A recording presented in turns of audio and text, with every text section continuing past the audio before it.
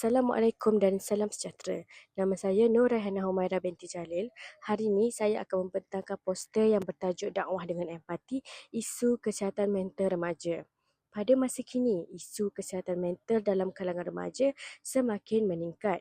Ramai remaja mengalami tekanan, kebimbangan dan rasa rendah diri akibat masalah keluarga, pelajaran serta media sosial.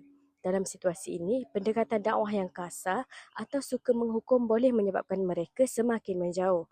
Oleh itu, dakwah perlu disampaikan dengan nilai empati. Empati bermaksud kemampuan memahami perasaan dan keadaan orang lain serta menyampaikan dakwah dengan kelembutan dan kasih sayang.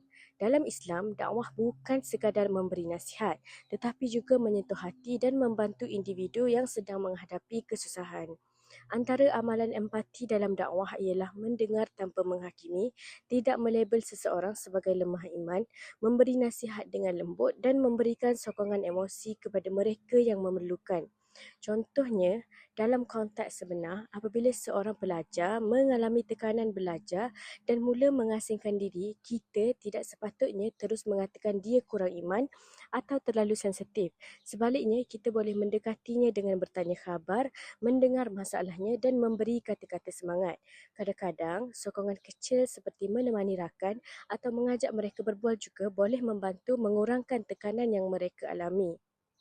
Selain itu, ibu bapa dan masyarakat juga perlu memainkan peranan dengan menunjukkan sikap prihatin dan memahami emosi remaja. Pendekatan yang penuh kasih sayang akan membuatkan mereka lebih terbuka untuk menerima nasihat dan bimbingan. Hal ini juga selari dengan firman Allah dalam surah Ali Imran ayat 159 yang menyeru agar kita bersikap lemah lembut terhadap orang lain.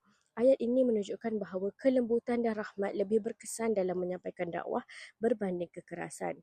Kesimpulannya, empati sangat penting dalam dakwah, terutamanya apabila berhadapan dengan isu kesihatan mental remaja. Dengan memahami emosi mereka dan memberi sokongan secara berhikmah, dakwah dapat disampaikan dengan lebih berkesan serta mampu menyentuh hati mereka. Sekian, terima kasih.